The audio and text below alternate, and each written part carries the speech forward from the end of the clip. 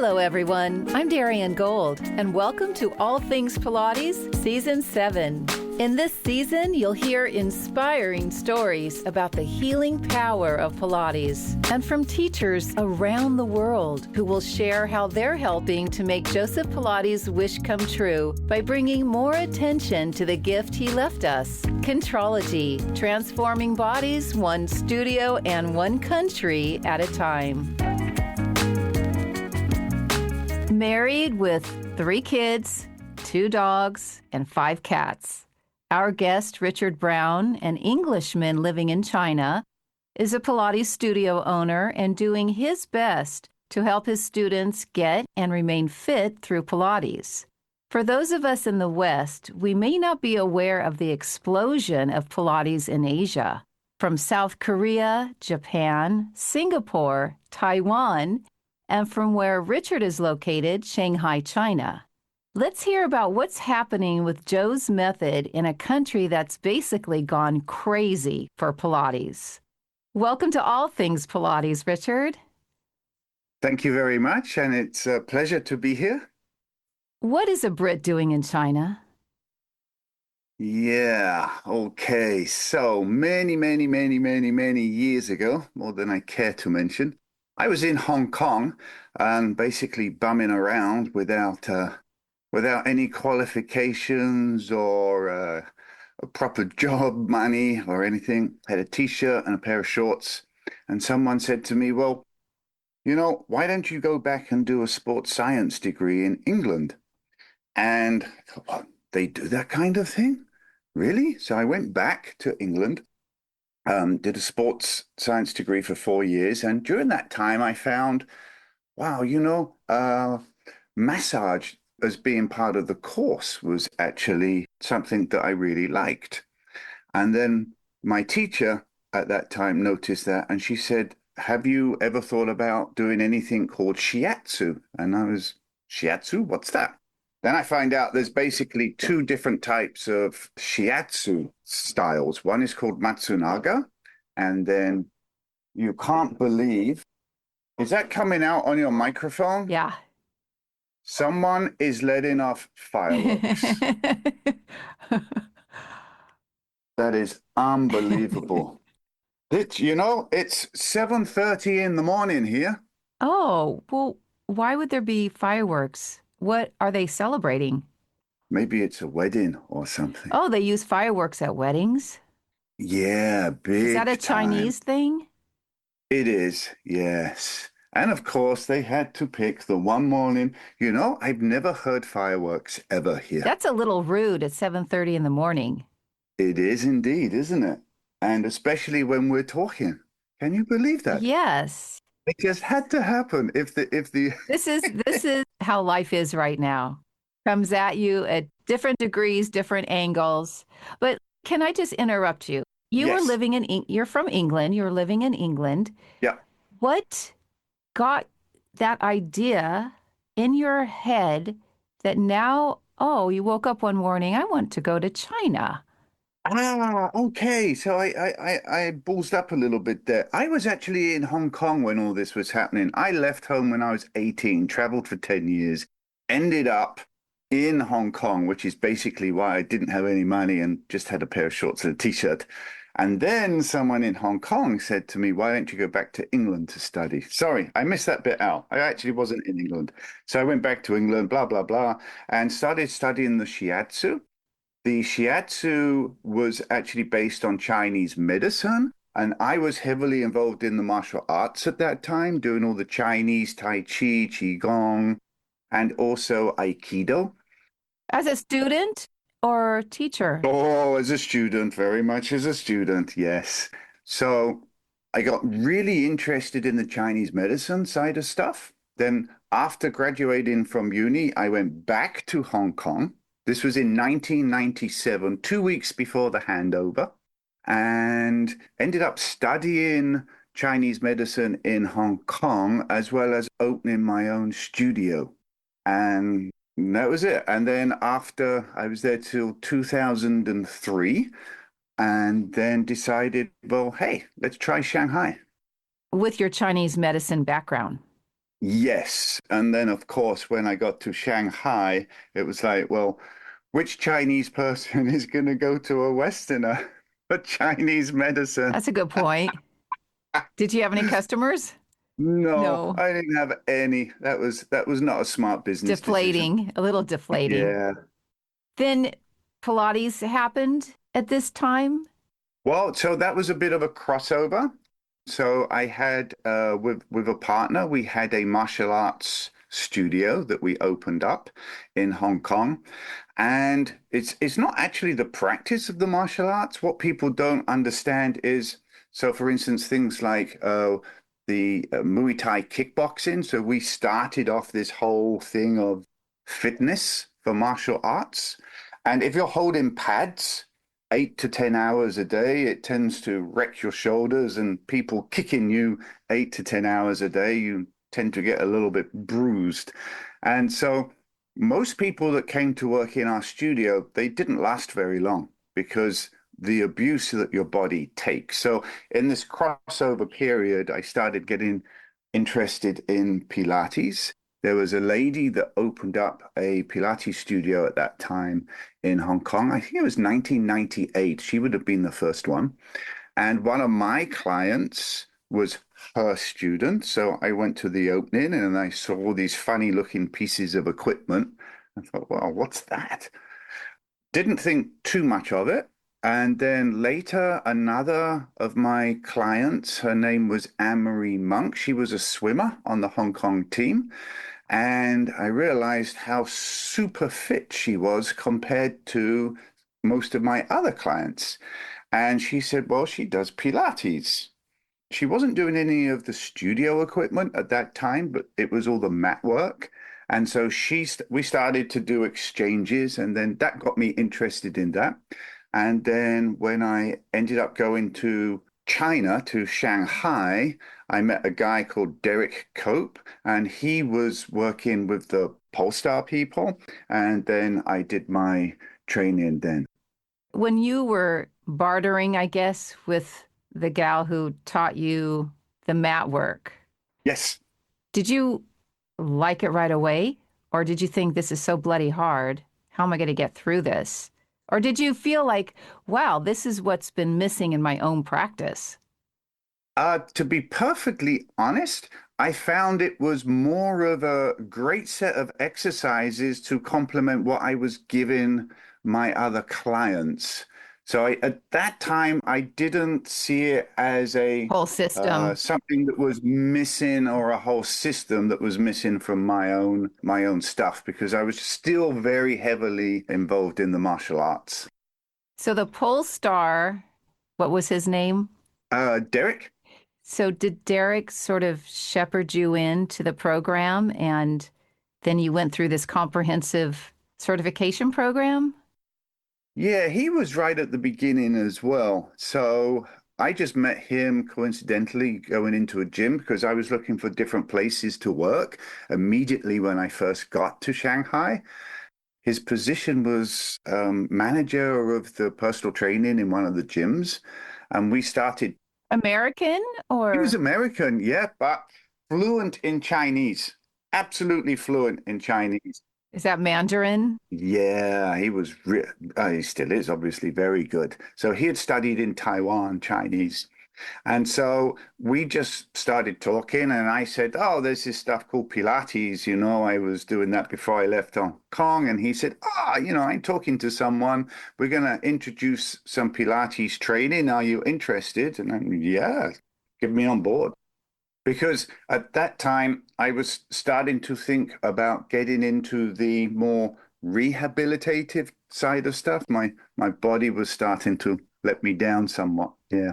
Does that mean that your students started to come to you that were also a little broken? You could relate to them, and that here's one more modality that you could help them? Yes. So whereas in Hong Kong when I left, it was really much more fitness side of stuff. By the time I was working with clients in Shanghai who were mostly 95% expat or returning overseas Chinese, then I would say I'd done a full change into into what I call the wellness side of stuff.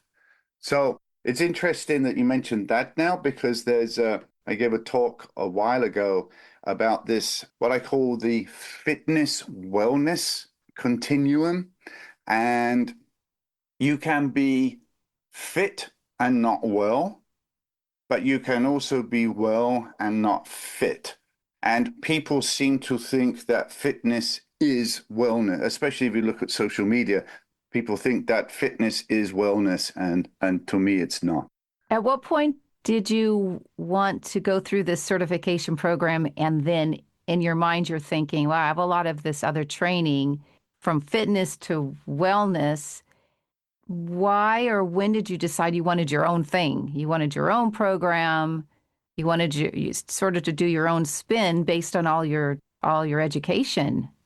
Well, at that time, I saw it as something that would be really good in terms of a profession as well, because people didn't know what it was. So there's obviously good sides and bad sides. If people don't know what it is, why would they come? But because it's new, then Did they say what's Pilates? Because they probably didn't know it was an actual human being. oh, for sure. Yeah. Yeah. I used to take out ads this is before all the electronic social media stuff, right? Even before the iPhone. So I used to take out ads in the local magazines.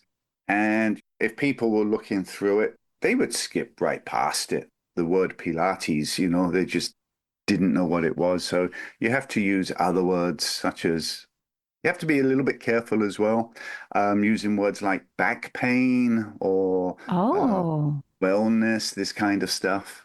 because you aren't degreed in that particular profession or because you're in China? Well, I don't know about the rest of the world, to be honest, but in China, the law states that the terminology pain is related to the medical profession. So unless you are actually An MD? well, it's not that. It's not even the person, it's the location.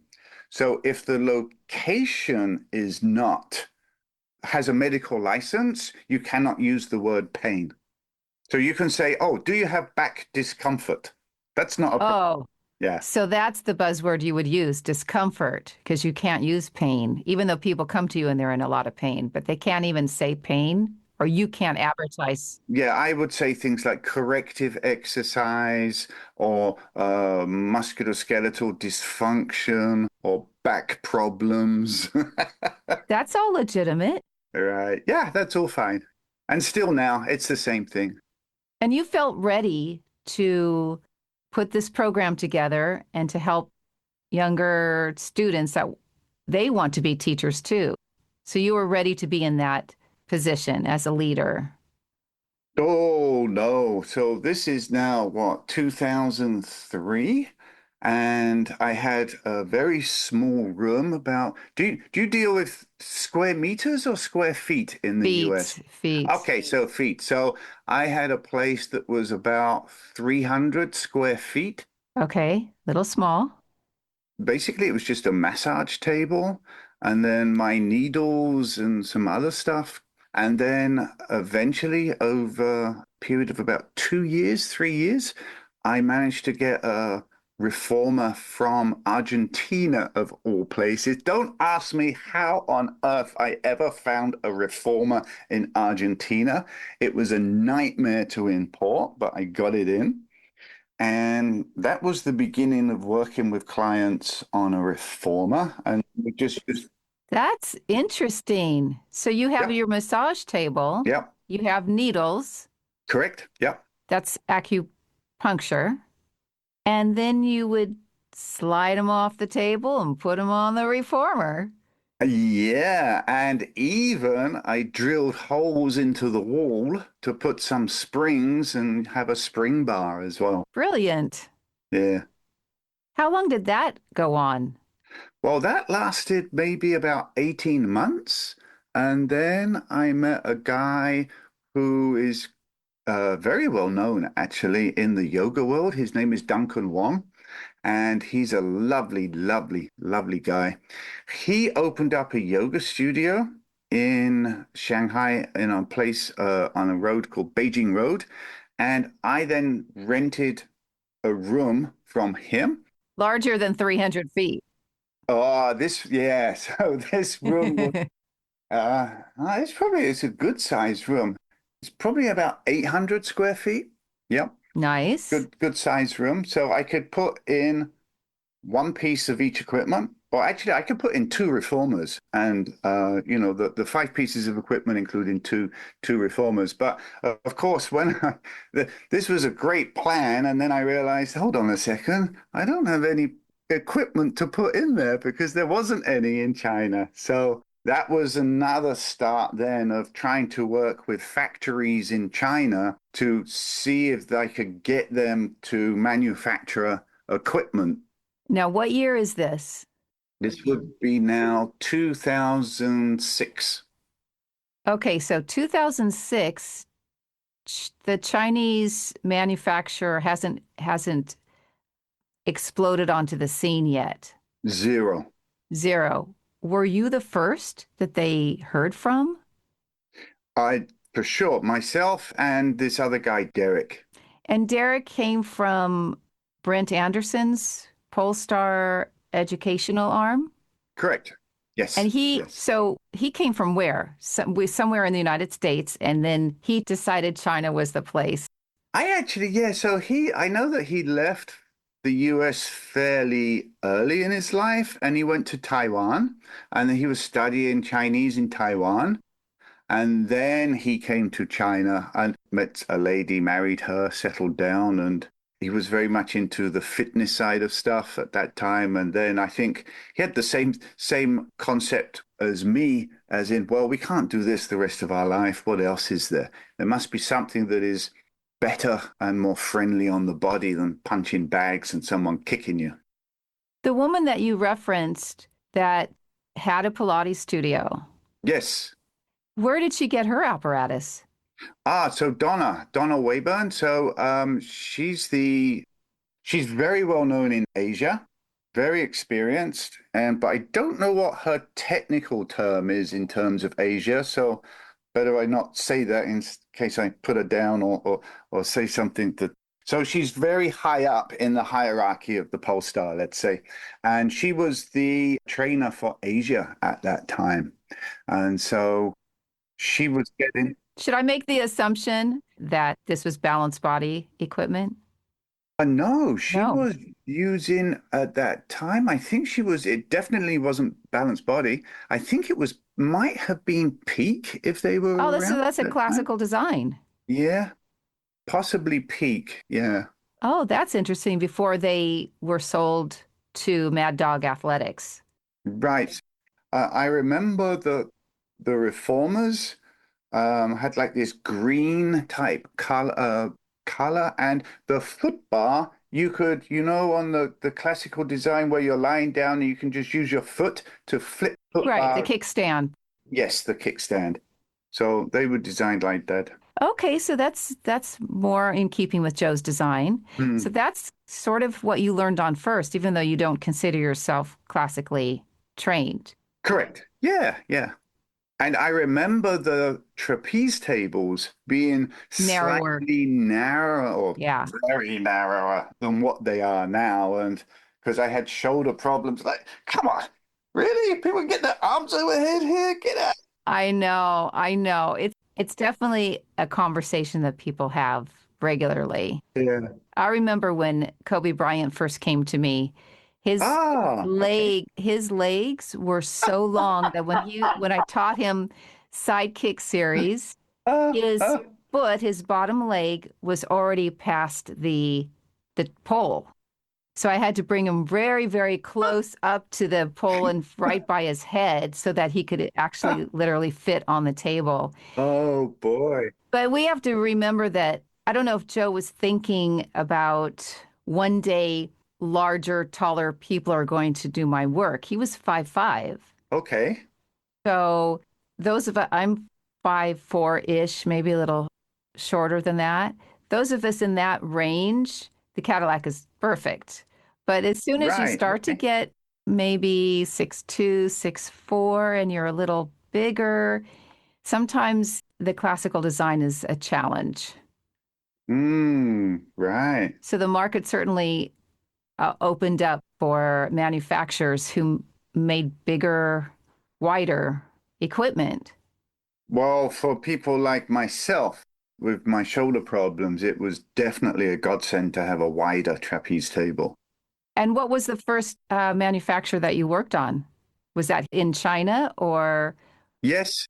So what I used to do was to go to different factories and ask them, and I'd sketch out all of these different things because I actually didn't have original equipment to work from. I just had pictures and would say, "Can you do this?" And then, 2 or 3 months later, go back and maybe they've changed it, maybe they haven't. Or what's typical with a Chinese manufacturer is they change the stuff that you said is okay, and then the stuff that you wanted changed, they leave it.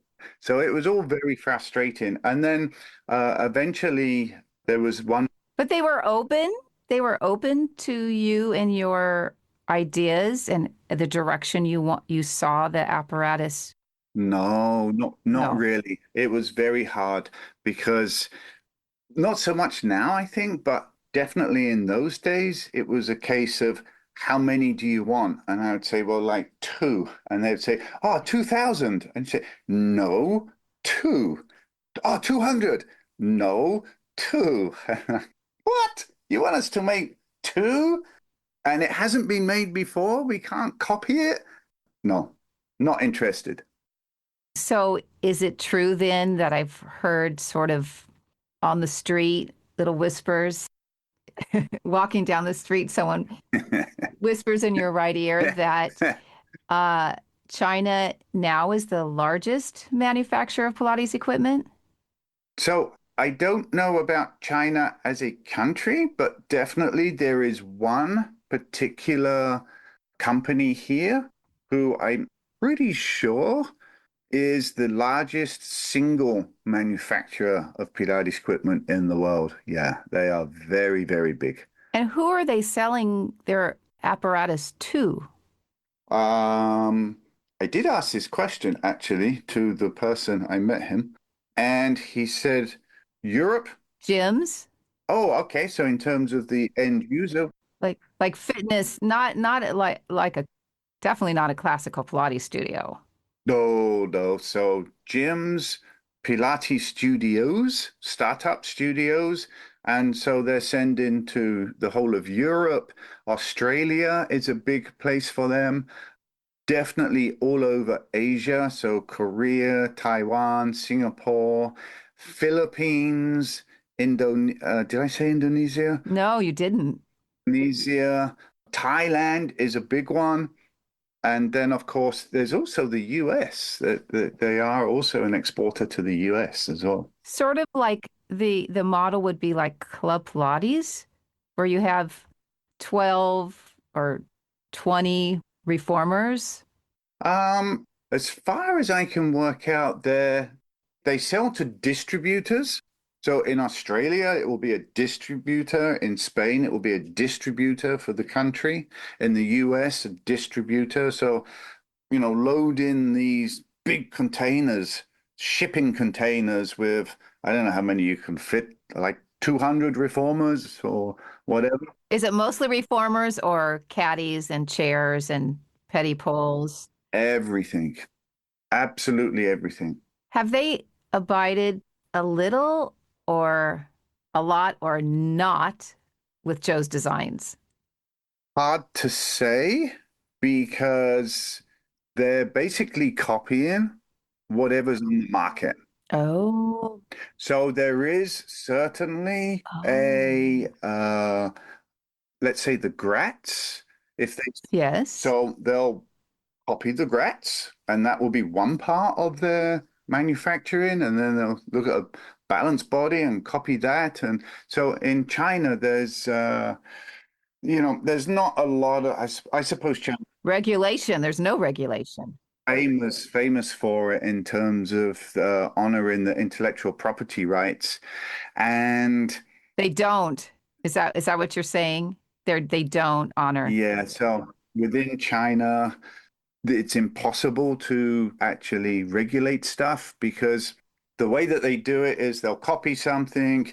Then, if you try to take them to court or stop them from doing it, then they'll just make one little change and then do it again. And then the best that the courts can do is stop them from manufacturing. And that would take more than a year. And then the amount of money you have to pay for, and it's just all negative energy, negative money. The culture is not there to respect an intellectual property. So I know this because it's happened to me. You have how many studios? In Shanghai, we have three studios. And then we have licensee studios in other cities, but those are not run by us at all. They use our name and then they run those in the other studios and do everything themselves. And whose apparatus? China. Yes, all Chinese made because the import tax to get stuff in is just really, really high. Do the other studios that are the licensee, they take your program that you created? I don't have a program that I created. Kind of like more freelance. What's the freestyle? Okay, yes. So, but what we do is we try to ensure that there's a certain level of training for all of the teachers within these studios. Yeah. And when I say that, I'm talking about things such as basic anatomy, functional anatomy, which is that we could have a whole discussion on that one Yeah. in terms of what is anatomy and functional anatomy. Yes. And then also we're lucky enough in China that we can put hands on people. So with my background, I always like to put hands on. So me personally, I would much rather pick up a leg and feel how the hip joint is Mm. working rather than actually go through a whole series of tests to see. So usually I will combine those two anyway. So and then of course with the exercises, there's a core, excuse the pun, but a core curriculum of exercises that the teachers need to know. And then they're free to do other stuff. And that's based on what? The core curriculum is based on what? Based on, first of all, safety. So there are certain exercises they are not allowed to teach due to safety concerns. And then based in terms of whether or not it's perceived to be a whole body workout, let's say. So, okay, so we're going to make sure you're going to get your spinal flexion, make sure you're going to get your spinal extension, your side bending, your rotation. That sounds Club Pilates model as well. Yes. So they make sure that the spine is going in all the different directions it needs to go to. You don't adhere to a specific order that those of us in the classical world do. I see. Yeah, no, no. So we have like a kind of a flow chart. If you're going to do, if let's say we're going to get someone in a prone position, get them to come up into spinal extension, do they have thoracic extension to go with that lumbar extension? The answer is no. Then you go here. If they have good thoracic extension, then you can go here and have a more complex movement to follow up. So I suppose the simple term would be to say a more basic, intermediate, and advanced set of movements, but it's really trying to put it in terms of what you see that person doing in terms of their ability to move their spine. Are they also learning Joe's exercises as he named them on the mat at least? Swan dive, spine twist, roll up. Yeah, so that's an interesting one because let's take the 100, for instance. Yes. In actual fact, I try to get people not to teach the 100. I don't look at it as a warm-up. I actually look at it as an advanced movement because if you don't have the thoracic flexion to hold your head in position, then really, what are you doing holding the legs up and flapping your arms up and down? in terms for so that's, I think, maybe a good example.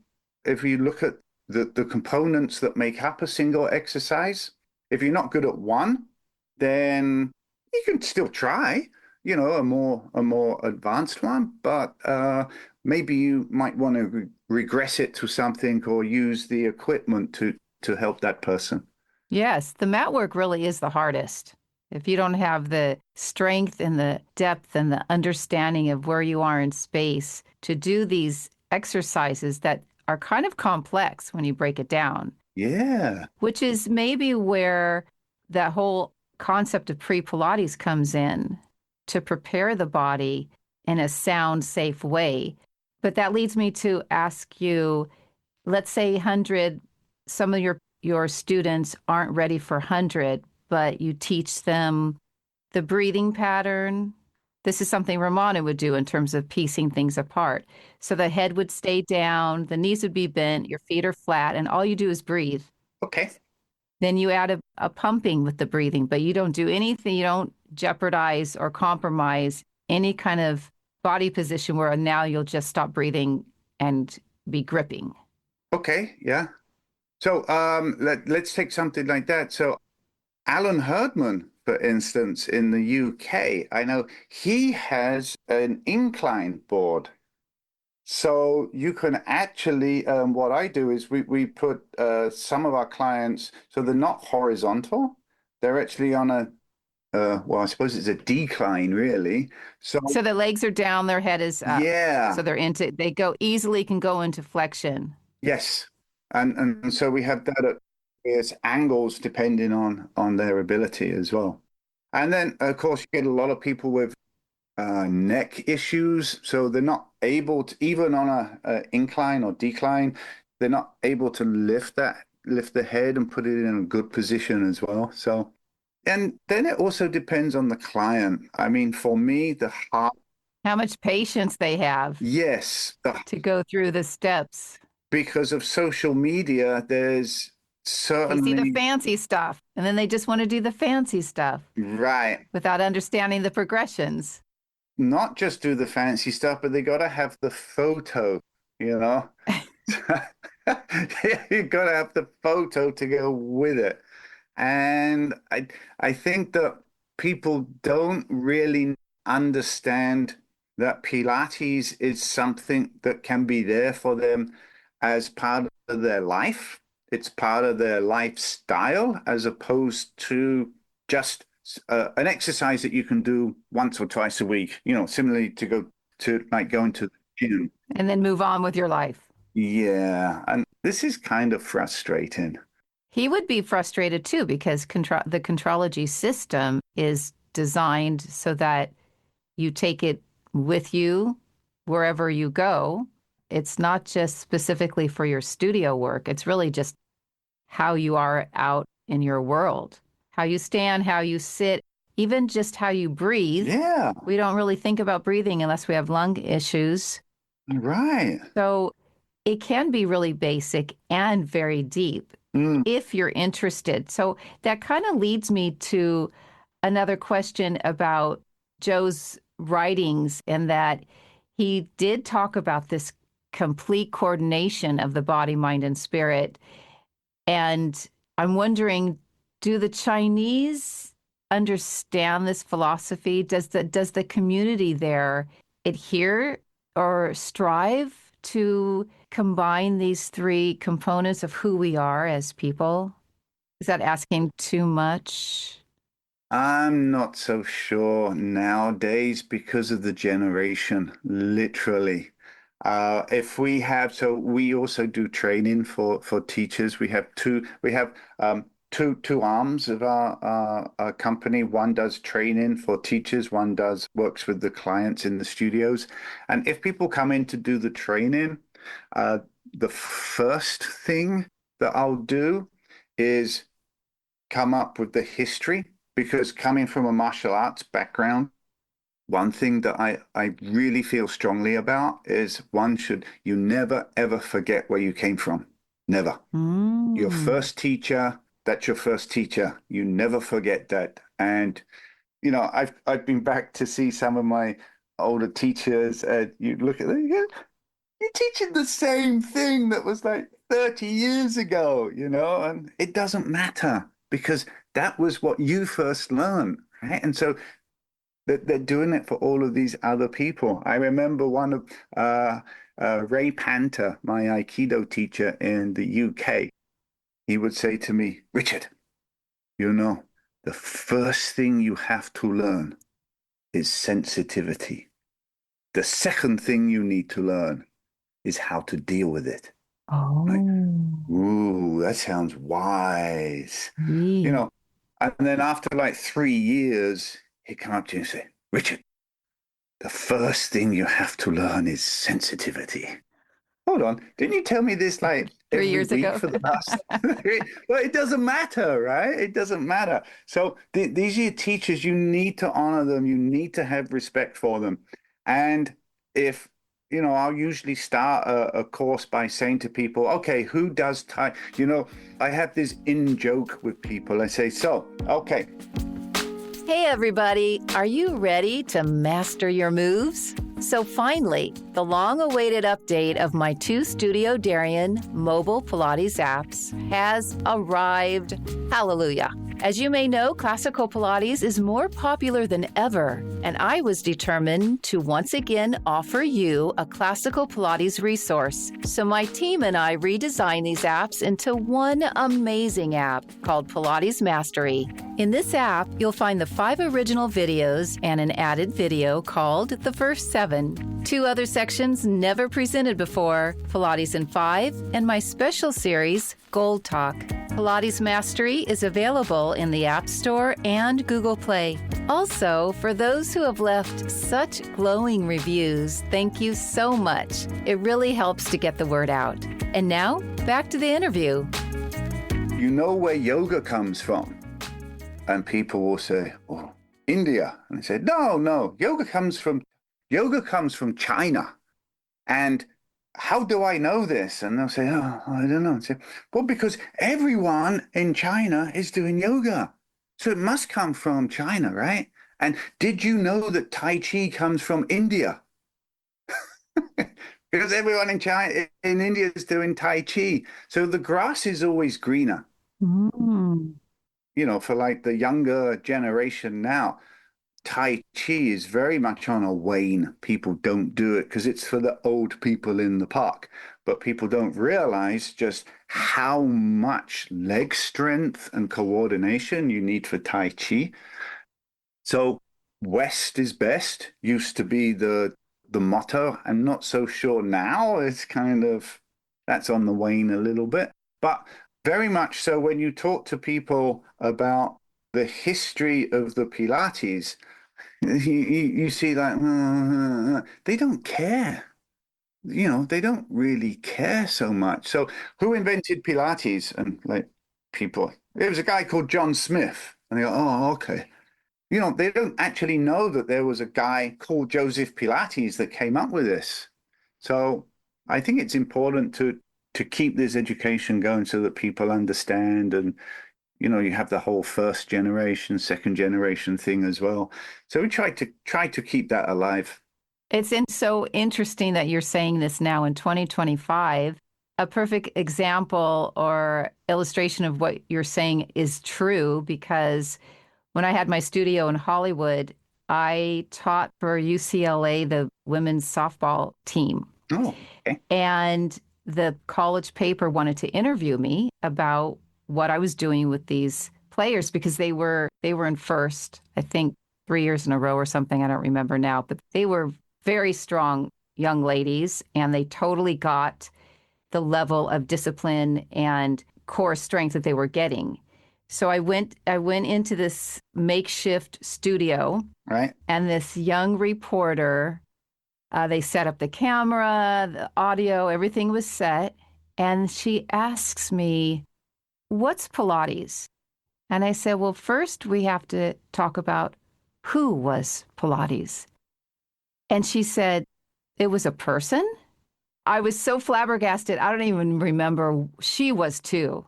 I think she felt, well, she didn't do her homework, obviously. Mm-hmm. So that was maybe in 2006. So here we are in 2025. The lack of education is something that Yeah. needs to be imparted in a way that people are curious and they want Yeah. to learn because there's a disconnect still. Mm.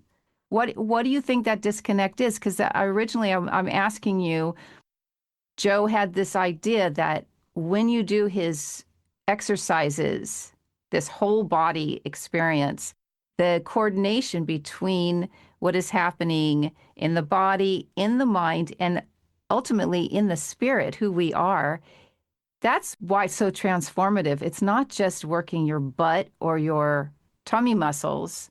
What is getting lost in translation so that people are not curious about having a whole body and mind and spirit experience?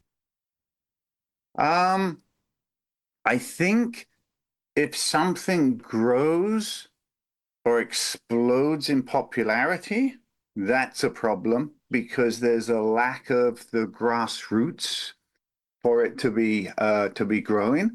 So my own personal opinion is that maybe in about 10 to 15 years time, this wave will change and there'll be a resurgence of people that say, hey, well, what is this we're learning? And then there'll be a resurgence of maybe the class. A quiet resurgence, something that's quieter, not with tons of music and distraction and all the fancy stuff. He would be, I think, aghast that people would call what they're doing Pilates. Yeah, well, I think definitely with social media, there's an issue because you have to, Get eyes on you all the time. yeah, yeah. And so you have to come up if you know if you're a what do they call them? The names of these people. These leaders on the social media, The whatever influencers. the influencers, yeah. So if you're an, you can see I'm not an influencer. If you're an influencer, if you're an influencer, then you're constantly having to come up with new things and different repertoire, this kind of stuff to keep it interesting for people. But the very act of doing that means that you're now attracting the people that are a little bit flaky, maybe not so concerned with the deeper understanding of stuff. So that's a bit of an issue, I think. That's a recipe for injury. Yeah, where it becomes very superficial. I kind of liken it right now with such a mass explosion and popularity to it's becoming a product. And what I mean by that is if I go to the local market and I buy an orange, a bag of oranges, I don't talk to the guy that's selling it and say, "Hey, so where do these oranges come from? And where did you learn to grow oranges? And who was your orange grower teacher?" The guy's going to look at me like I'm crazy. He's like, no, just selling you oranges, man. So Pilates, unfortunately, is becoming a little bit like that, where people will learn exercises. They don't care what is the name of the exercises for starters. And then they will just show rather than teach the exercises. So it's very much a case of teaching repertoire and not teaching principles. So we're giving people fish, not teaching them how to fish. It's very, very much like that. And not only that, but when we're giving them the fish, we're giving it a different name. So it's about toning the butt. It's about working, toning your tummy. And then, of course, we've got the terminology now about the core, which is something that I am not a fan of. Let's say it like that. Yeah, from your other training and your other education. If someone says to you, a student that wants to learn from you, and that person says, what is a core? When someone says, I have to work my core, what do you say to that person? I say, right, okay, sit down. Yeah. Once upon a time. So, yeah, it all depends on the person, but the simple answer is yes, core is something that you don't need to be too concerned about. As an average, if you're a top level sports person, we might be going in that direction. But for your average Joe blogs, what we're talking about is coordination, not a definition of strength. So forget anything that you ever heard about strength. And let's think about more about coordination. So I'll have them do exercises like put their hands on their waist. Do you feel one side expanding more than the other? Okay, all right. Okay, so now you're beginning to get some awareness of yourself. Okay, so does one expand not only more than the other, but does it go at a different time to the other? And lead them through a series of these basic awareness things where they go, oh, yeah. And I said, well, so if you got things moving at different rates and at different speeds and different intensities, what you're talking about is something that doesn't have balance. So why don't we bring about some balance to this area first? And then we can talk about whether or not there's dysfunction or problems after we've got some balance. And, oh, okay. So try to get them on board with the program in that regard. And then if we can educate them in that way, then it also helps to take away the preconception of a session where they think that they have to sweat and go out going, oh my God, oh, that was an awesome workout. Yeah, I mean, it would be great. I love workouts. I think having an awesome workout is great, but yeah, are you just reinforcing bad habitual patterns, or are you trying to facilitate change? So what do you want? So it's a whole paradigm shift of the way people think, which is, I think, more important than the exercise you give them. I love that. Yeah. And you are sharing this philosophy with teachers who are learning from you. If they stay awake long enough, I'm trying. I'm very sorry to interrupt. I'm very lucky because I do have my wife, for instance, is very much on board. We have a couple of other, we call them educators because we see it more as being educating people and giving information to people to help them to understand and build a deeper understanding of what's happening. So I'm very lucky that we have a number of educators that have been with us now for a number of years. Michelle, Rebecca. Rebecca is a genius.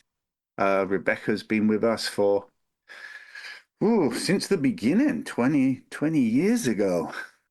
Because I'm not the best guy in the world that you ever want to see move. So it's like, okay, so now that we've talked about it, here's Rebecca. What's the full name of what you actually impart? Our studio is called Bodyworks. That's for the clients. And then the teaching arm is called Sino-British Academy. So we don't just teach Pilates. We also do hands-on manual therapy programs, which are osteopathic based. So we don't call it osteopathy. It is osteopathic based and very simple, not going into you don't need to have any deep anatomy understanding. It's about touch, learning to touch and just going through basic procedures with people. Some of our teachers have done higher level training with stuff like the Burrell, with the visceral manipulation, also various levels of craniosacral therapy as well. We don't allow any chiropractic type movements, or manipulations. So it's all soft tissue stuff. The Rolfing side of things, in terms of fascial manipulation, Stecco as well, ATSI, so Tom Myers one as well. Anatomy trains. Anatomy trains, yep. We try to, we're working right now very closely with Owen Lewis and James Earls from Born to Move in the UK. So these guys are phenomenal, especially when it comes, if you want to talk functional movement, brilliant. So this is also another a whole thing to talk about in terms of, if you talk about one of the pre-mat concepts is to sort of try to break things down, isn't it? So we're going to do some disassociation, shoulder girdle, blah, blah. And when I first started learning all of this, it all made sense. It's logical and it makes sense. But I think, and this is why I'm now beginning to get much more of a stronger interest in the classical. So hopefully I'm going to come out and learn some stuff from you at some point. Mm-hmm. Yeah. Because I see that going down this route of hip disassociation, breathing, core control, shoulder girdle organization, all of this stuff, it's great in terms of what you might determine for rehabilitation. Oh, so this is not happening. So that's the weak link in the chain. But at what point are you putting that link back in the chain? And when we spoke previously before, I think you mentioned Mary Bowen, was it? You said was on a Cadillac with Joe, and he walked past, and she was like, "Oh, Yes. yeah, this isn't one of your exercises." And you said that she said, he said, "Oh, it doesn't matter so long as you're using the whole body." I'm like, oh my God. Yes. And so to me, it seems that with, especially in the Pilates these days, there's this kind of more contemporary rehab approach. You've got the fitness approach, but where is the whole body approach? Where is Joe and all that? And I think that was a big wake up call for me when you said that. It's like light bulbs going off. And I think James and Owen's actually written a book recently called The Core, or is it just Core? I don't think he's put The Core, it just calls it Core. And he's a very philosophical type of guy. The explanations and the answers behind it are really cool. I mean, he's got this picture that he uses a lot by Descartes. Oh, I always say Descartes, but it's DES, isn't it? Descartes, the from the anatomical stuff where you've got the people around a table looking at a guy that's dissecting someone. And so it's this very much reductionist approach, which I think that a lot of people have these days because this is the way that we're taught, especially in medicine. But how about stepping back and having a look at the whole thing? Zooming out. Yeah, and a great example of that I would like to use is, if you look at an anatomy book, so let's take the rhomboids as an example. So what do the rhomboids do? And everyone knows what the action of the rhomboids is, but do they actually understand that your right rhomboids will improve and help with full thoracic and whole body rotation? That's not in the anatomy book, is it? Right? And so there's this whole thing about what muscles do as opposed to what is their action. So, the diaphragm, if the diaphragm was to go for a job interview, so, I'm the diaphragm. So what can you do? Well, I can breathe. Yeah, okay, great. What else can you do? I can stretch open the ribs. Right. So if you don't have this concept of what it does functionally, then what are we doing? What's the point in learning the anatomy? Because we're just getting stuck. And in the head, staying in the head, opposed to Yeah. having this experience in the body. Yes, exactly. So, Which I go back to the coordination, as you are saying, of the body and then how the mind interprets what the body is experiencing, and then how you are coordinating what is happening in the spirit or in the heart or however you interpret that, so that it becomes the whole body experience no matter what exercise you're doing, which then leads you to understand that everything you do matters.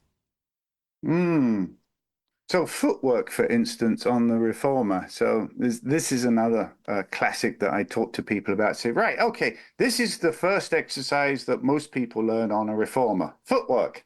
This is also going to be the first exercise you forget. That's it. Okay, well, we learned that one. All right, what's next? However, were you done? Yeah. Carry on. Yeah. Okay, so however, if you learn from Romana, Mm, you can find footwork. You better well learn footwork because footwork is seen and practiced throughout the system. So footwork on the reformer is where you learn first, usually. You don't have to deal with gravity. You work on your placement. The teacher stands in front of the foot bar. Their life story is right there, taking the carriage out and back home. That is what sets the stage for any other exercise that has your legs go from extension to flexion, flexion to extension. What is happening with the feet in connection to the seat? That footwork expression is throughout the entire system. mm. So, footwork, at least in the classical world, is it.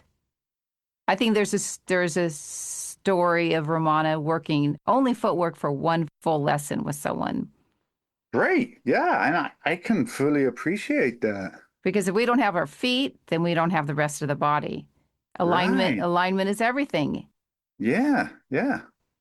Yeah. So the I actually, yeah, sorry to interrupt. I have a question for you. Maybe you can answer this. Is the original reformers with the foot bar?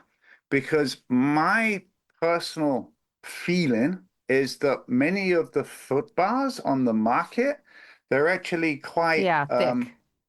oh, I was going to say the opposite, thin. They're narrow. That's it They're before narrow. you put the foot Yeah. pad on. A lot of people have gone back to just having sort of like a naked bar. Okay, right. And for some people who can handle that, it's much better for the wrists. Mm.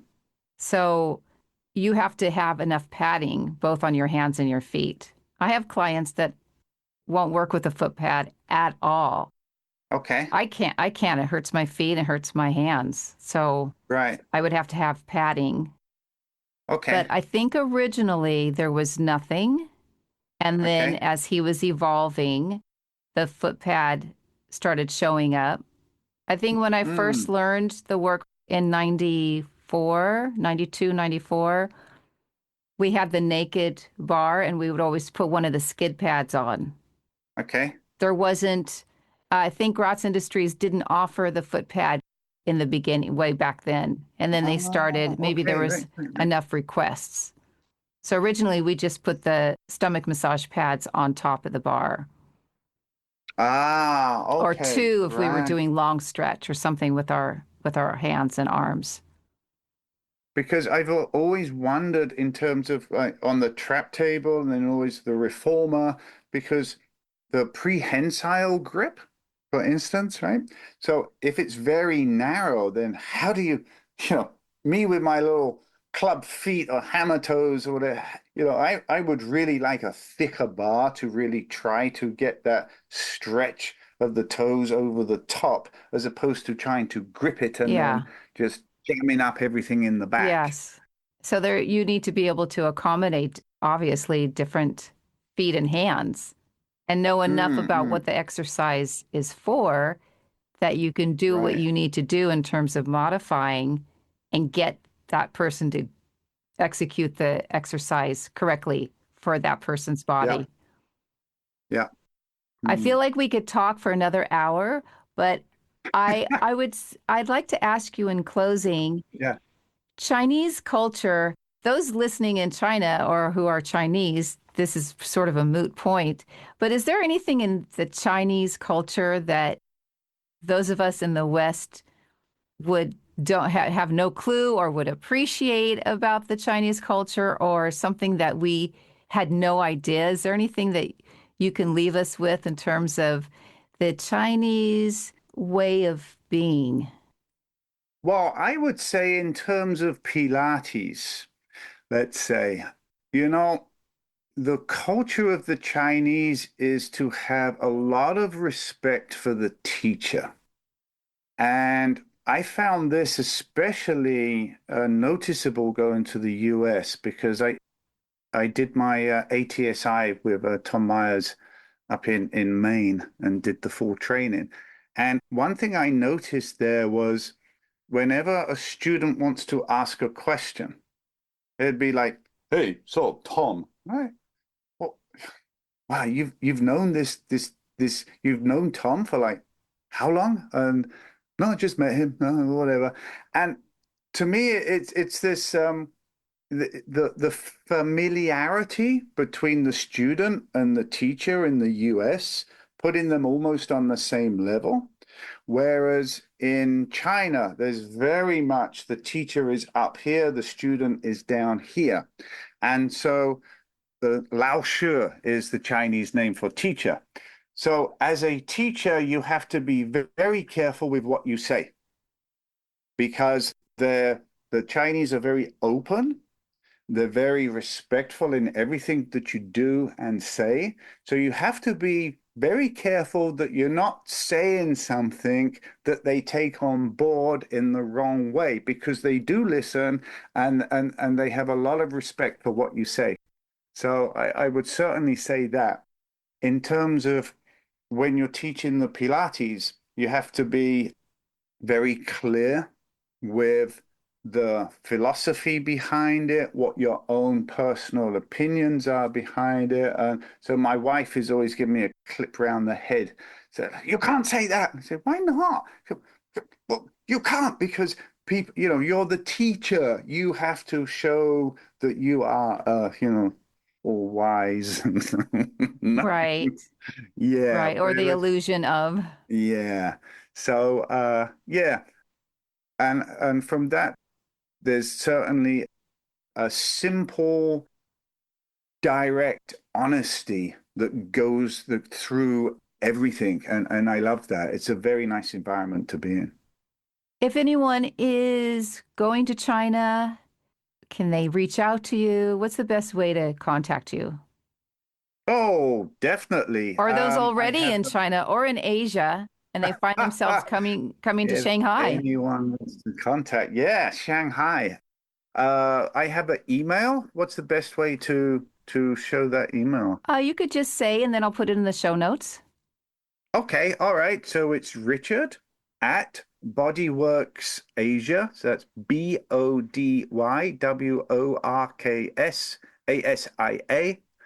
Bodyworks Asia dot CN. Not dot com or com, it's dot CN. C for Charlie, N for Nancy. That's China.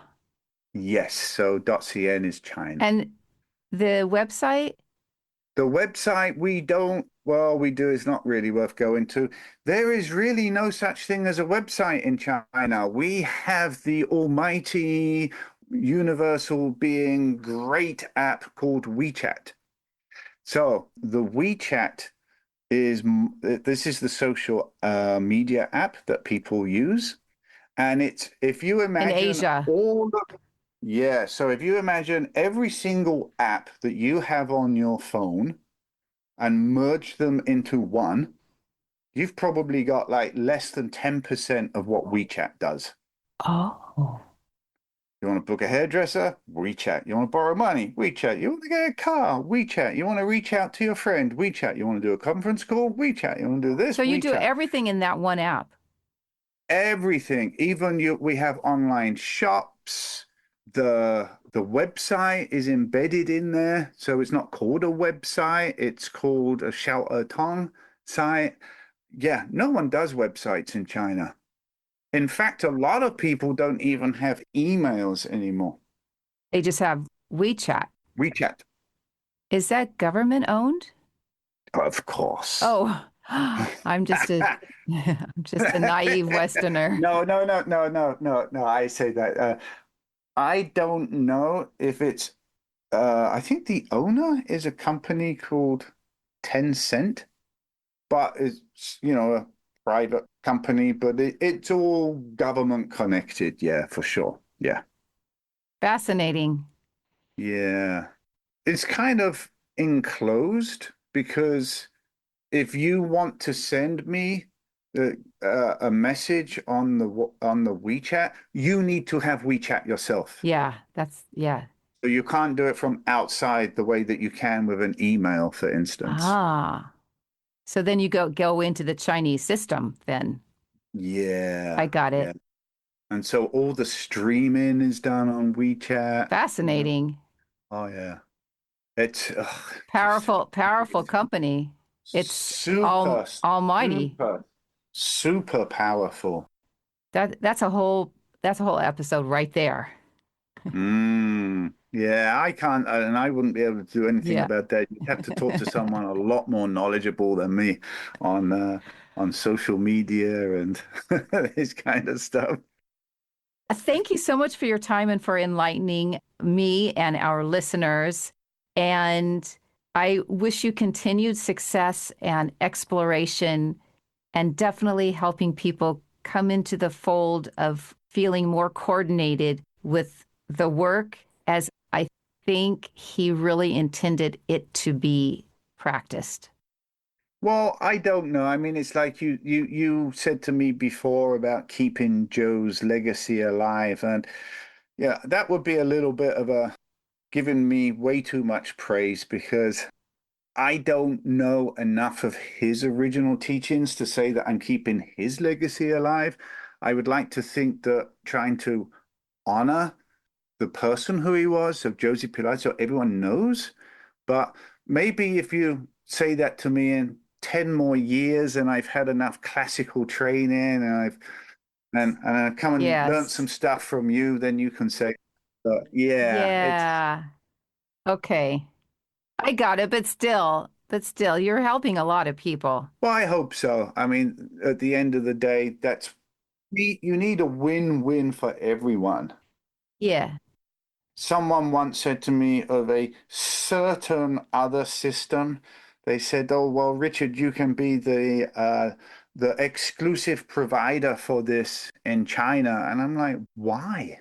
Why would in the same way in our studio in Hong Kong, it's like, why would you want to do that? Because if you're the only person, then what you're doing then is you're excluding people rather than including people. It doesn't become inclusive. That sounds familiar. As a provider, you're not going to be progressive. You're not going to be Evolving. looking at just evolving. Thank you. Great word is the word that you need, right? You need to evolve. You become lazy. And the only reason you want to be exclusive is if you're selfish and you're maybe what you're offering is of a low standard. Because if you're evolving and what you offer is a good standard, people will choose for themselves, and it keeps everyone on their toes, and this is how you grow. So yes, I think evolve is a very good word.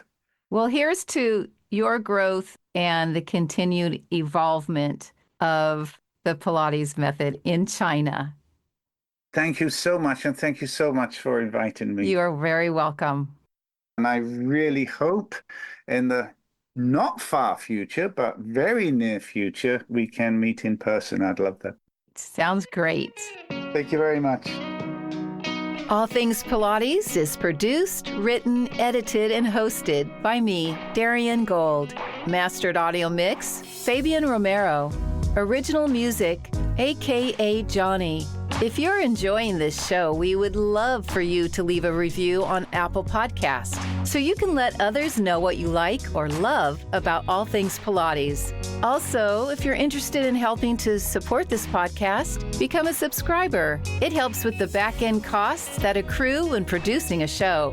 To learn more about our growing community, check out our show notes. The future belongs to those who believe in the beauty of their dreams. Eleanor Roosevelt.